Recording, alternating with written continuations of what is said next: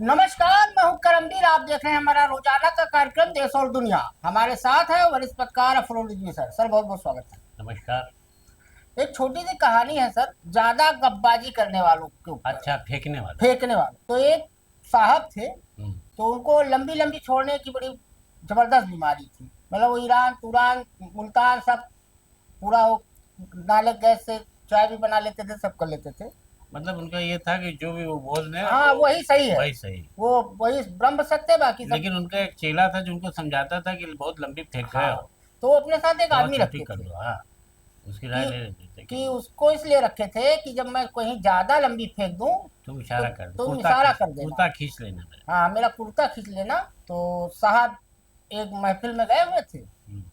तो अपनी वाहवाही के चक्कर में उन्होंने कहा, देखो ऐसा है, हम्म। मैंने एक शिकार किया शेर का। हम्म। तो लोगों ने कहा, बहुत बढ़िया, बहुत खूब, हम्म। शेर का शिकार आपने किया।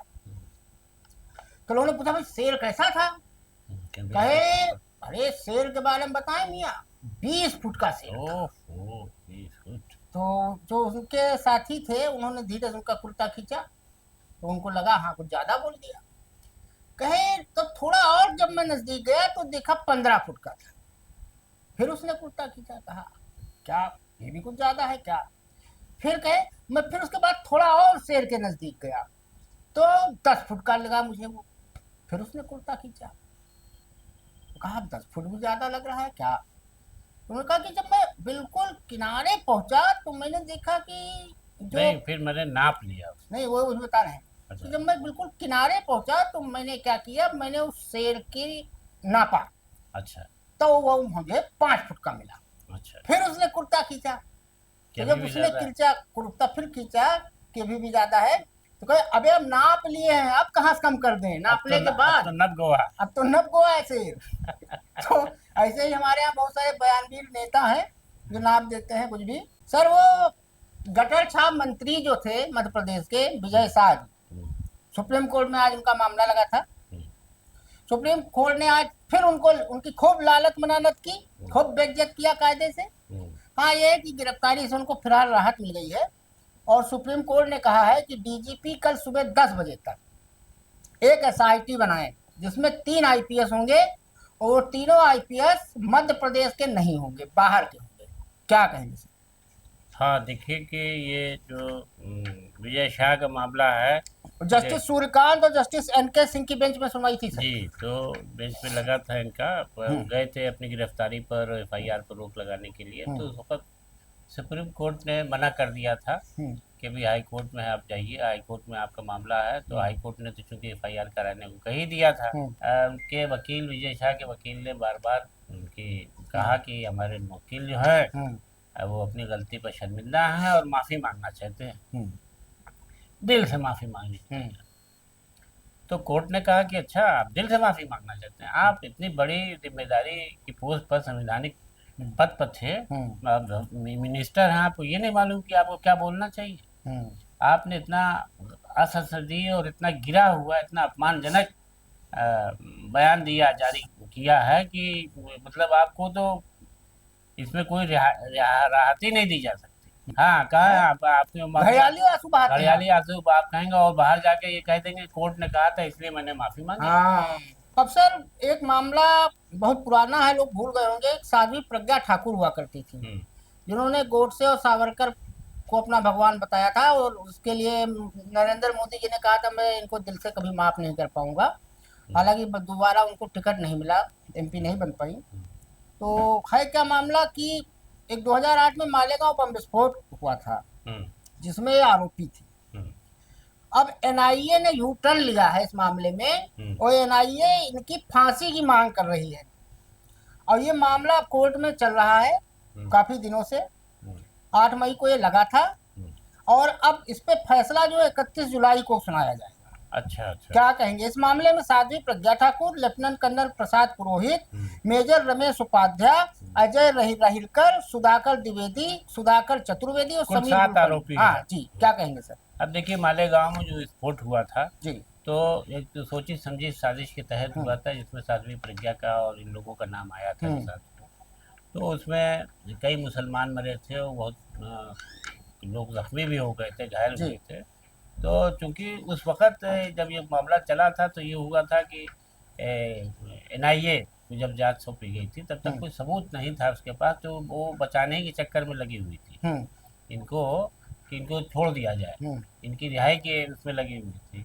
हम्म, लेकिन अब कुछ ऐसे सबूत एनआईए के हाथ लगे हैं जी जो वो इनको फांसी की सज़ा की मांग कर रहा है। जी और अब इसमें कोर्ट ने फिलहाल अभी कोई अपना फैसला सुनाया नहीं है। जी 31 जुलाई को फैसला आएगा, लेकिन बहरहाल उसमें तो प्रथम दृष्टया जो मामला पाया गया है हम्म थे संलिप्त। हम्म। अब कोर्ट क्या आदेश देगी ये तो देखने वाला होगा। अब सर एक मामला कल से बड़ा चर्चा में है। इस समय देश में भाजपा का राष्ट्रीय अध्यक्ष कौन होगा इसको लोग भूल गए, क्योंकि रोज ऐसे ऐसे नए कांड हो जा रहे हैं कि भाजपा अध्यक्ष जो है निवर्तमान जेपी नड्डा खुशी से बिल्कुल फूले नहीं समा रहे होंगे नहीं कि नहीं, उनका कोई देखिए जिक्र नहीं कर रहा है। ये देखिए ये उनके भाग की बात है कि हाँ नए अध्यक्ष के सिलेक्शन की बात जो अगर होती हम्म तो सन्नाटा होता तो होती। हाँ अब पार्टी में बेचैनी का माहौल है इस वक्त देश के अंदर, पहलगाम की घटना हुई, फिर वो जंग का माहौल जैसे बनने लगा, फिर वो उसी से जुड़ा सीजफायर एक हुआ। मामला है सर। हाँ तो वो उसमें ये कह रहे हैं कि नड्डा का नसीब बहुत अच्छा है हाँ और वो अभी बने रहेंगे अध्यक्ष।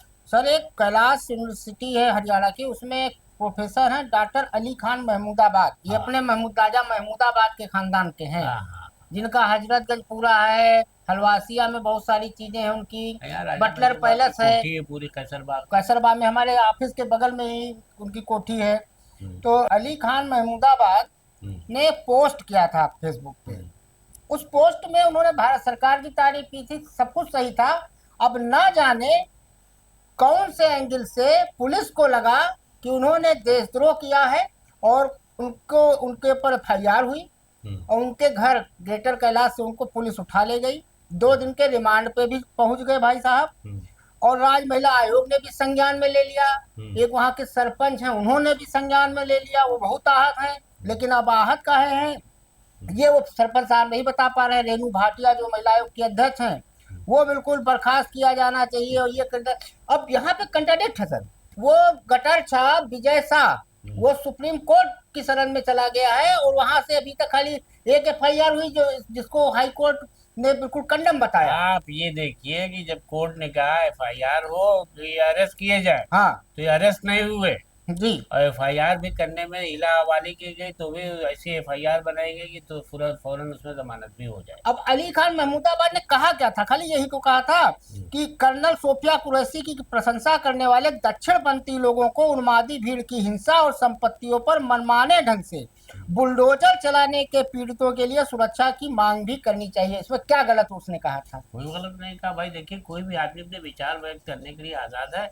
अगर उस पर कोई इस तरीके का देशद्रोह का मामला बनता है तो ज़रूर उस पर कार्रवाई होनी चाहिए। लेकिन हमें तो उसमें अगर उसमें लिखा है कि ऐसे मामलों की भी जांच और कार्रवाई होना चाहिए तो उस पर गौर किया जाना चाहिए। जी लेकिन ये कि एक आदमी पकड़ लिया जाए फौरन और एक हाँ आदमी कोर्ट में जाए कि साहब हमें एफआईआर और रुकी खाली जाए नहीं कि वगैरह। उसका नाम डॉक्टर अली तो खान ये महमूदाबाद। ये देखिए सोशल मीडिया पे बहुत चल रहा है कि एक आज़ाद और एक पकड़ लिया गया। हाँ विजय शाह के ऊपर कुछ एक नहीं हो रहा। आज़ाद घूम रहा है, एक पकड़ लिया एक नहीं दो है वहां सर। बर्बाद गुलिस्ता करने पर बस एक ही उल्लू काफी है, वहाँ 2 नहीं, उल्लू हैं। देखिए एक उप मुख्यमंत्री है जो कह रहा था कि भारत की सेना मोदी जी के चरणों में नतमस्तक है। हाँ हाँ, दो है। 2 अब उल्लू हैं इसमें वहाँ। इसमें ये देखिए इसमें ये है ना कि कहीं न कहीं उन्हीं लोगों को ही मतलब संरक्षण प्राप्त है जिनके इशारे पर पुलिस काम कर रही है। पुलिस क्योंकि पुलिस निष्पक्षता से बिल्कुल काम नहीं पुलिस कर तो रही कभी है। नहीं करती है क्योंकि निष्पक्षता। यहाँ भी भारतीय जनता युवा मोर्चा के किसी योगेश जी की तरफ से जी एफआईआर हुई है, उन्होंने प्रेशर किया, उसी दबाव में पुलिस ने। वो होगा कहीं इस प्रदेश में होगा। हाँ वैसे भी पुलिस को कहा जाता है जिसकी लाठी उसकी भैंस की भैंस होती है। हाँ और सर धारा कौन कौन सी लगाई गई है? 152 देश को नुकसान पहुंचाने वाले कार से संबंधित, 196 एक, 197 एक, 299 देश की संप्रभुता को खतरे में डालने वाली झूठी जानकारी प्रकाशित करना। इसमें तो हमें लग रहा है इनकी बेले नहीं होगी कभी। और किसी धर्म को अपमानित करना।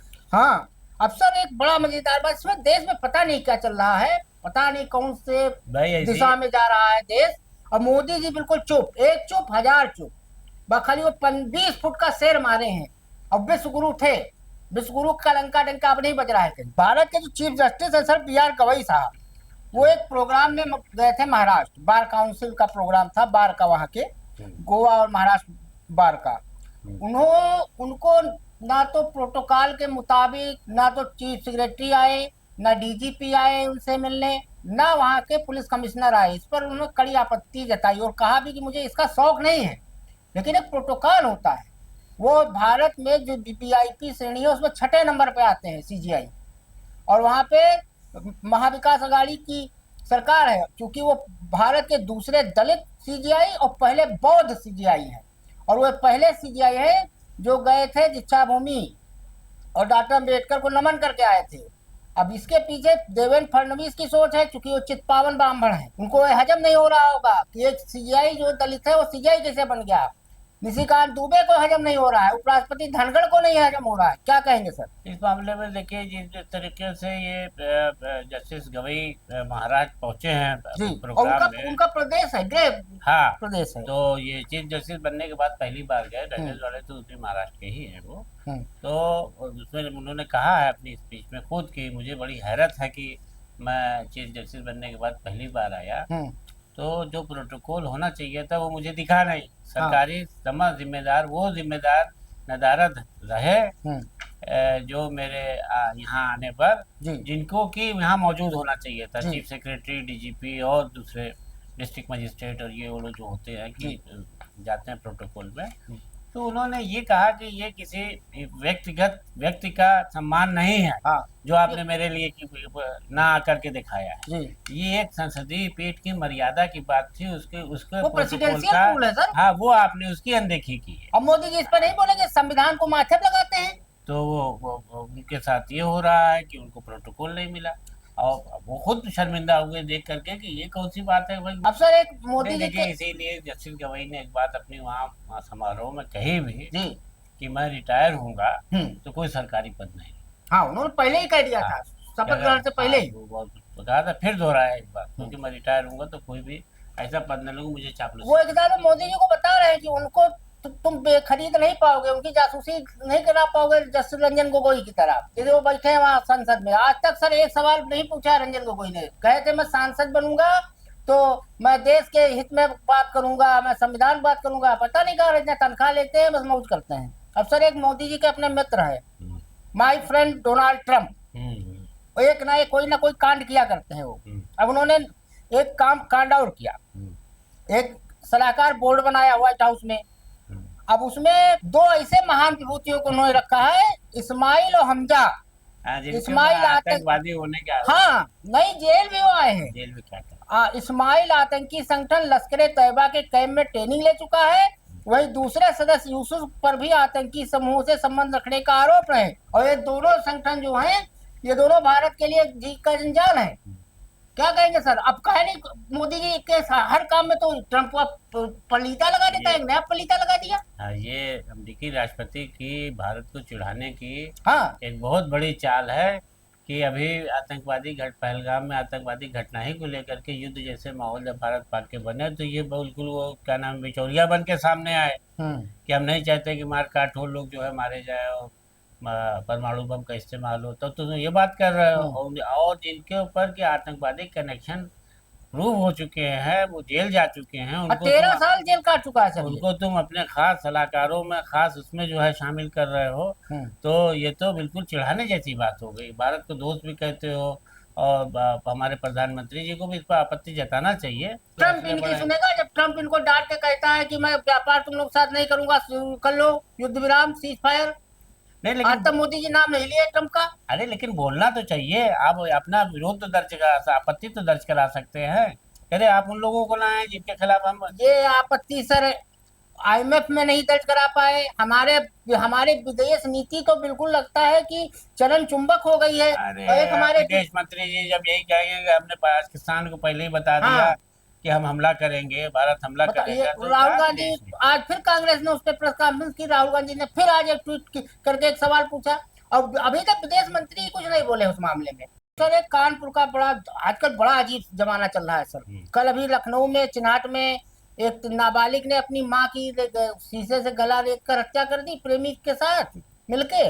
और आज कानपुर में एक और दहलाने वाली घटना सुनाई पड़ी कि एक 4 साल के बच्चे को उसकी माँ ने ही ताबीज से उसका गला दबा के मार डाला। देखिए कानपुर के नरवल थाना क्षेत्र का ये वाक्य प्रतापपुर है, प्रतापपुर का, कि जहाँ सुशील यादव पर को ये सर प्राइवेट हाँ, फैक्ट्री में काम है। एक एक महिला है जिसकी शादी सुशील नाम के आदमी से हुई थी, हाँ, तो वो अपने साथ था, लेकिन मनीषा नाम है शायद हाँ उसका। मनीषा, हाँ जी। मनीषा। हम्म, तो मनीषा जो थी उसका पहले ही से किसी से अफेयर था, किसी हम्म, से चक्कर था, प्रेम हम्म, प्रसंग चल रहा था। तो वो शादी के बाद अपने पति के साथ रहना नहीं चाहती हम्म। थी, वो शायद बीच में भागी भी थी। हाँ, एक बार 1 महीना हाँ, पहले भागी थी। तो फिर वो उसको ढूंढ ढांड के ले आए, एफआईआर कराई और कैसे कैसे, तो उसको मनाया गया कि बच्चा है घर में, तुम कौन हम्म। देखेगा, तो खैर रुक गई थी।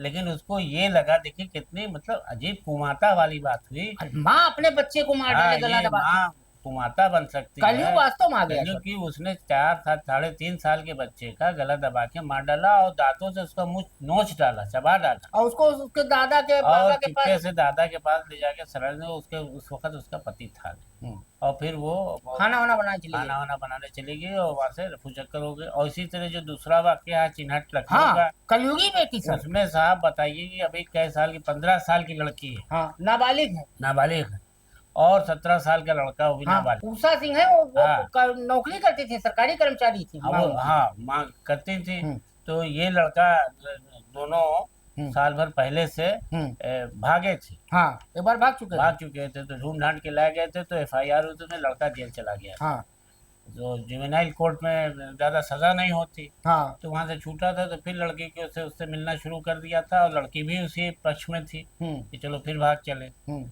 तो ये तय हुआ कि माँ को ही रास्ते से हटा दिया। हम्म। तो अब देखिए, लड़की ने साजिश रची अपनी माँ को मार डालने की, को बुलाया लड़के को, क्या नाम है इसका, दानिश नाम है कुछ? शाहिद। शाहिद नाम है। हम्म, उसको बुलाया, तो वो उसने जो है वो उसमें माँ को गला दबा के मार डाला, हम्म। और उसके बाद जो है उसको शीशे से गला काट काट दिया। दिया और निर्वस्त्र कर दिया और सामान घर का सब और बिखेर दिया। बिखेर दिया। और ये शोर मचाने लगे छत पर जा करके हम्म। कि कुछ लोग आए थे, लूटपाट किया और माँ के साथ हमारे मतलब गलत इतना काम किया, घृणित, इतना घृणित काम किया ऐसी कि लड़की से होने से अच्छा है कि बांझ रहे आदमी, निसंतान रहे, पैदा ही ना करे। भैया भैया प्रेम करो, लेकिन कुछ कर लो, कुछ बन जाओ तब करो। लेकिन माँ बाप हैं। क्या हो रहा है समाज में, समझ में नहीं आ रहा। कम उम्र की लड़की सब कर रहे हैं मेरे ये सामने। सारे चीज हो क्यों रहे सर? ये जो रील वाला जमाना आ गया है ना, ये हाँ, इंस्टाग्राम, फेसबुक, हाँ। ये रील रील ने बर्बाद कर दिया है नई पीढ़ी को। तो आज के लिए इतना ही, धन्यवाद।